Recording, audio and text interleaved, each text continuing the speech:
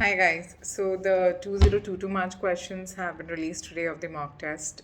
It was a very mammoth task to gather all the 280 questions and prepare them with all the options and then the answers, references, feedback. But I'm glad that I could work hard enough so that I could release it in time so that you people have enough time to go through the test, read the answers, and then hopefully it's fresh in your memory so that when the September exam is going to come up, and if they choose to have a bit of similar questions, you'll be well versed with them.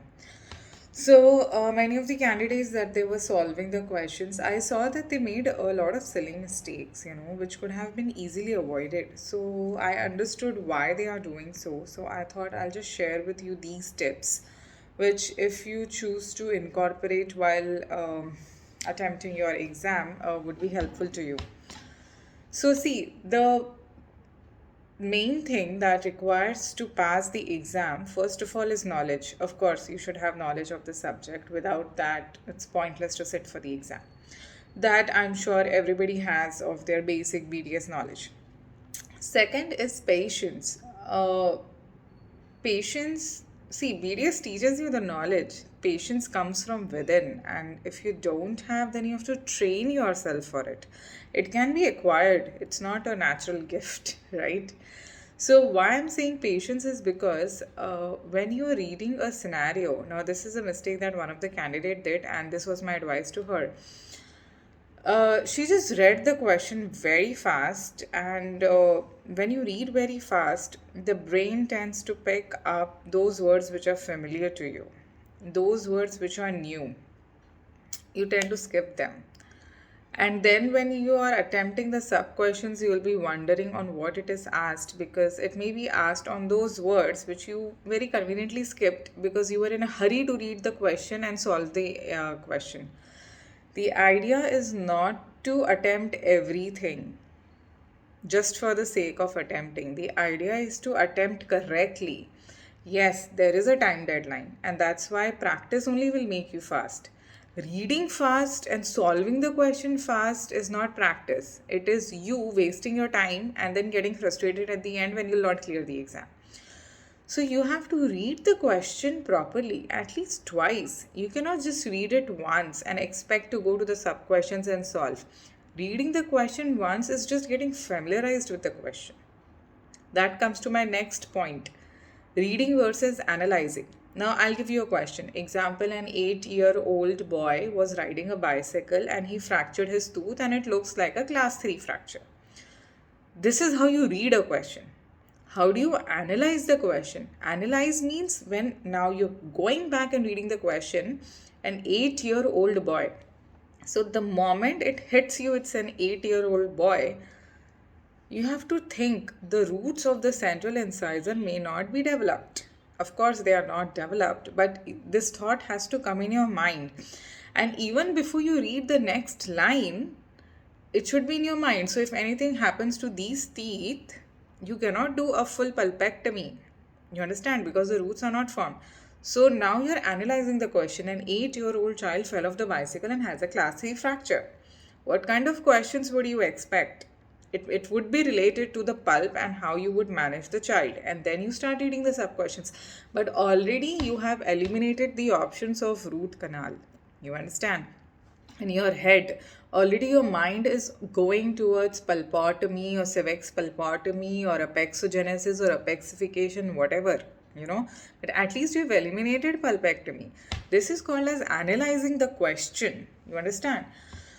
Then we come on to the right answer, how to choose a right answer. Now, see, it may be a straightforward question having a straightforward answer, but still, you would go through all the options and think about every option. Can this be also the right answer?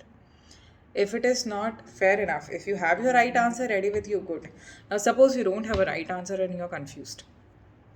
Then you will read each option and correlate with the question.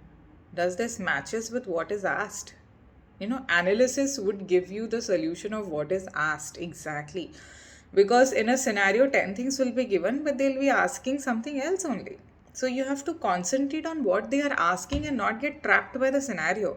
So you have to analyze the question and not read it. And then once you are done analyzing the question, you should read all the options, even though you may be looking at a straightforward answer in your first option itself. You will still go through all the options. You never know, maybe the other option may be a higher correct answer. See, sometimes what happens in the options, they'll give all the right options, but they'll be asking you the best option. You see, what is the best treatment given? So then you have to sort it out in a hierarchy. Now, example, they'll say there was an avals tooth and which medium would be the best medium, and they would be giving options as say water, saliva, saline, Hank's bank solution, and milk. You see, at some point, all of these options are right. So you should not directly jump on to say and say saliva or milk. What did they ask you? The best solution. It's HBSS. But now if they add into a twist saying you are in a playground and there the evulsion happened, in the playground scenario, what is the best solution with the same options? Now your option becomes milk. It cannot be HBSS. Playground, you will not get HBSS. It's the best solution, but in which scenario? So you have to read properly. So just by changing one word, my answer got changed. So it's not like you were not having information as to what medium has to be used. What is the question actually asking? Is it related to that particular scenario? Is it related to the best option that they want? Or is it related to just the initial option that they want? That is called as analyzing. And then you hierarchy your options. You don't just go because you have learned this is the best solution, this should be the answer. This is what your mistakes you have done in the mock test, I'm glad you made those mistakes, because now that you did make those mistakes, you will not make this in the exam, because exam is a one-time event. You pass, you fail even in one cluster in spite of passing in 3 clusters. You still have to repeat the exam.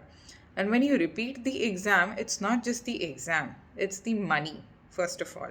Second, the time that you have devoted, the sacrifices you have made from the clinic, from the family life, the amount of hours that you have spent in studies. And it's not like you did not know the answer. You did not know how to approach the question. And approaching the question will only come through practice. No matter how many tips I give out here or somebody else, it will go in your head. But when you have to apply, it's you who will have to practice. I can teach you that a car has so many parts, but to drive will come only by practice. You understand? And that's why I keep on stressing the importance of mock test, because there you are actually giving an exam. And you will make the same mistakes in the exam what you did in the mock test. So might as well you should know what mistakes you're doing. Otherwise, sometimes you're not even aware of what mistakes you're doing. And you directly go and give the exam and bam, fail. And you will be wondering why. I knew all the questions.